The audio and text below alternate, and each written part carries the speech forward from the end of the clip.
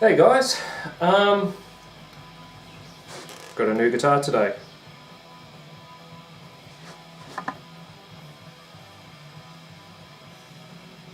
Now actually I shouldn't say I got it today, I did get it last Saturday, so December 2nd. Reason we sort of took a little while to get the video done, there were some problems with the guitar. Mate, actually just being the paint, the guy, I'm not naming names, but a guy here in Melbourne, Australia, botched up the paint job, so just sort of toying with the idea of do I leave it as it is or do I fix it. You're probably not really going to see any problems from where you are, but basically just along the binding. Actually a really good example would be right at the end of the neck there. Probably not going to see it, but there's little bits of mahogany showing and things like that, so just toying with the idea of do I leave it or do I get it fixed. But anyway, it's a custom built, well, basically it's a Les Paul custom. Okay, custom built. So we'll start at the headstock actually. So we've got now this is real mother of pearl, it's none of the plasticky sort of stuff. What's this? Macassar ebony headstock, or veneer at least. Back of the headstock is rosewood, and we've got locking Grover tuners. This thing's heavy too.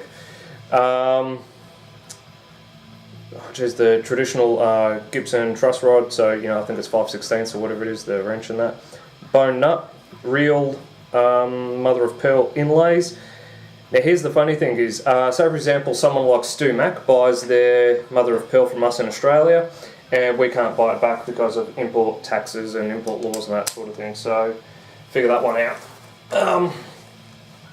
So we've got, real mother of pearl inlays, ebony fingerboard, you're not going to see it, but a 3-piece maple neck, and I've taken the gloss off the neck. I just put a bit of steel wool to it, and that fixed that, because this is actually sprayed in nitro, which turned out to be a very sticky finish. So I went up just taken that off a little bit.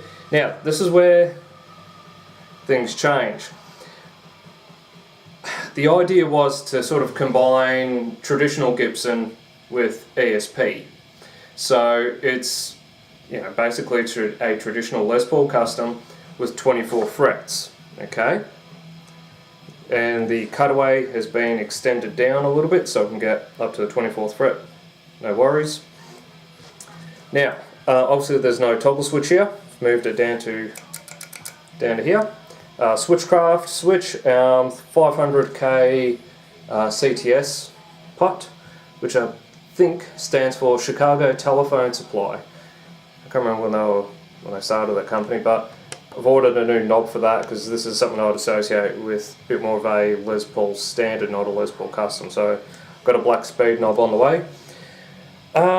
Mahogany body, now this has been chambered out from about here right through to about here. It's been chambered out, but it's still about, I'm going to say just over 4.5 kilo, so it's still got some weight to it. We've got the locking Tone Pros bridge and tailpiece, Seymour Duncan Distortions neck and bridge. We'll talk about those more specifically in the next video, but basically that's it. And we've got the flush mount, I'll get the bloody thing off, flush mount Dunlop strap locks. So we've got that little hole there, and the strap, so the male end, so that there just plugs straight into it. So now neck carve wise, the idea was still to kind of get that ESP type of feel. I took down my green EC1000 and my black EC1000. The idea was kind of mix up those two necks. The green EC1000 doesn't flare out too much at the bottom here on the neck. It doesn't come out this way. It stays pretty well the same from the nut down the length of the neck. It doesn't flare out. So we wanted that, and it's a hard neck. It's not by no means a great big fat neck or anything. So that's about it. So what do I say? 3-piece maple neck, ebony board, and all that sort of stuff. So let's have a listen to some tones, and the next video will talk more specifically about the Seymour Duncan Distortions. But that is my custom built guitar. So if I had my way, well, I suppose I have, that's basically what I want in a Gibson Les Paul nowadays. I've been wanting a Les Paul custom since I was about 15. The oldest one I've played was from 1960. It was a 3 pickup custom. So I've played one of those, and the other 2 customs I've played were from 1980 or 81, I think 81. So played a wine red one, and the other one may have been a silver burst that turned green, because I just remember thinking this is a really weird colour. So that's my guitar. So we'll go through some crunch sounds. So bridge, Seymour Duncan Distortion.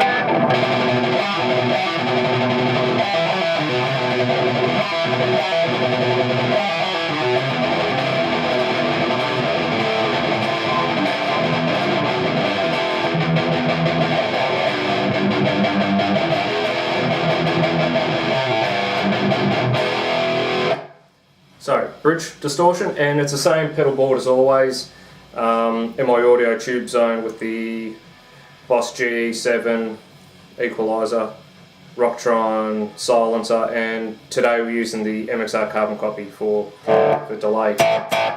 But the distortions.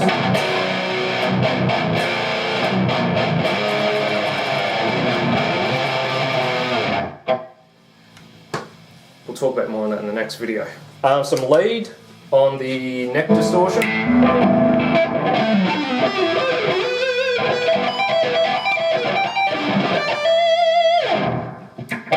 No, that won't work.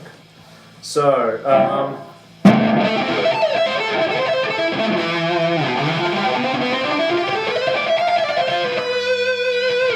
now, this is exactly why I wanted the toggle switch down here.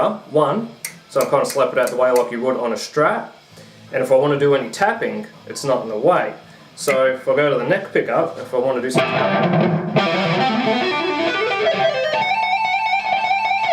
I'm not trying to sort of, jump over it. So in short, we'll get to the next video. There's the back, a bit hard to see it in the light here, but we've got rosewood, Macassar. That is my Les Paul custom. Okay. Alright, let's go to the next video and talk about these Duncan Distortions.